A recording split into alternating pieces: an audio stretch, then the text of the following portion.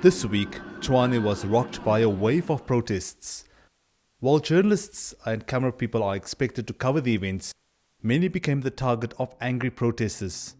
At one point, I was sitting inside a car with my colleague and I tried to take a picture using my cell phone, and aggressive men came towards me joined by two others, and they told me that they will burn us inside our car if we proceeded to take more pictures of them. eNCA journalist Jody Jacobs and camerawoman Noluthando Shlopi were robbed while covering the Tshwane protests. We had just come off air and we were then confronted by these two gentlemen who came up to us to make small talk really and wanted to know what we were doing, who we are, who we work for.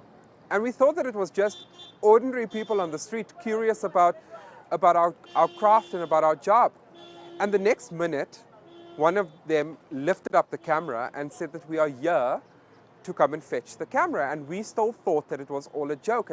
And then in those split seconds, we then thought that maybe they didn't want us in the area and that they wanted us to leave. And we had told them that we are willing to pack up and leave immediately.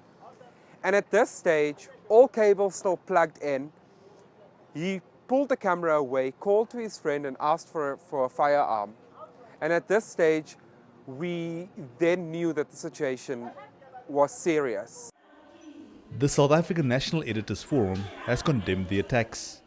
One of the things is it speaks on some level to an issue of trust between media and their audience and the communities, and media, I think, have a job to do to try and rebuild trust and to promote and help people understand what their role is.